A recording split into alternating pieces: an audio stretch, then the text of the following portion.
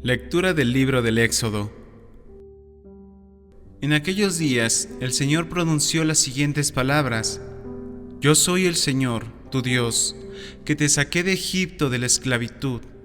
No tendrás otros dioses frente a mí. No te harás ídolos, figura alguna de lo que hay arriba en el cielo, abajo en la tierra, o en el agua debajo de la tierra. No te postrarás ante ellos, ni les darás culto, porque yo, el Señor, tu Dios, soy un Dios celoso, castigo el pecado de los padres en los hijos, nietos y bisnietos, cuando me aborrecen, pero actúo con piedad por 1000 generaciones, cuando me aman y guardan mis preceptos.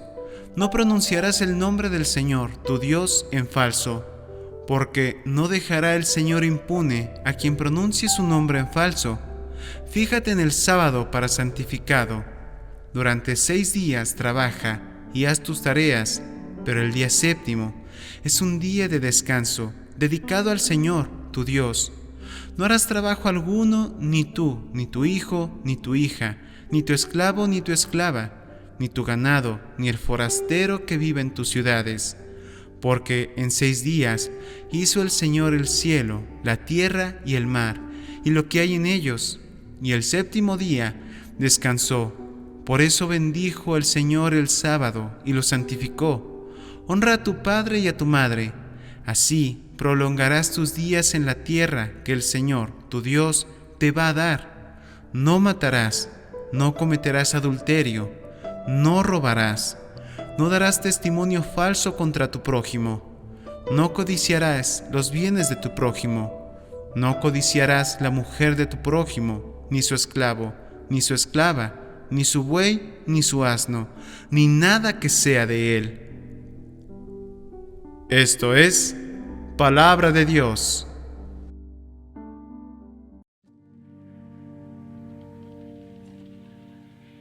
Señor, tú tienes palabras de vida eterna. La ley del Señor es perfecta y es descanso del alma. El precepto del Señor es fiel e instruye al ignorante. Señor, tú tienes palabras de vida eterna. Los mandatos del Señor son rectos y alegran el corazón. La norma del Señor es límpida y da luz a los ojos. Señor, tú tienes palabras de vida eterna. La voluntad del Señor es pura y eternamente estable. Los mandamientos del Señor son verdaderos y enteramente justos. Señor, tú tienes palabras de vida eterna.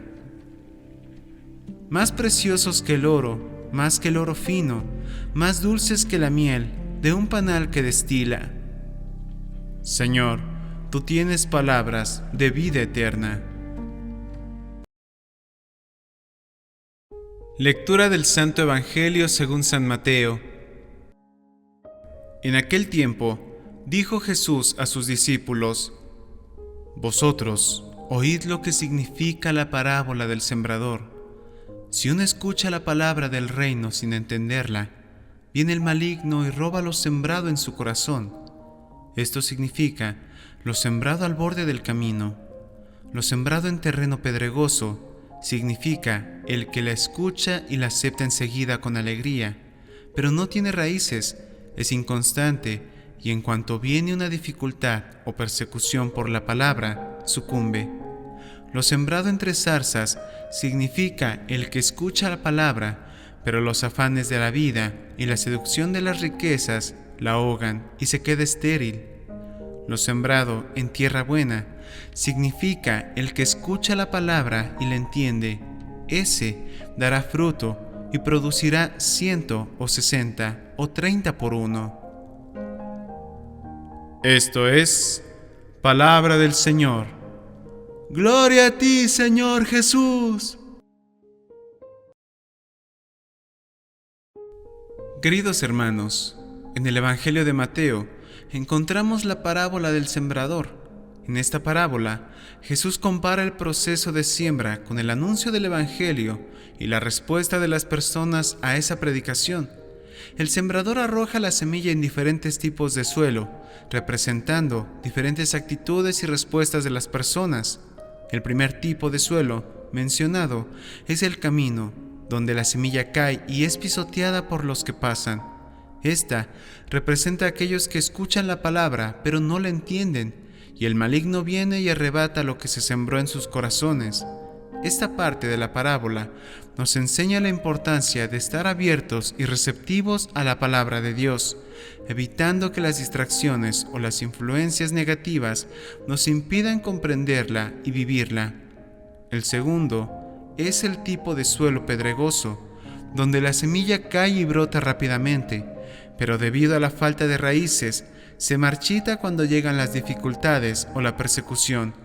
Esta representación se refiere a aquellos que reciben con alegría la palabra de Dios en un primer momento, pero su fe no es profunda y sólida, por lo que no pueden resistir las pruebas y desafíos de la vida. Aquí se nos enseña la importancia de desarrollar una fe arraigada en la roca de Cristo, que nos permita perseverar en medio de las adversidades. El tercer tipo de suelo es el espinoso, donde la semilla cae y crece, pero es sofocada por las preocupaciones del mundo y el engaño de las riquezas.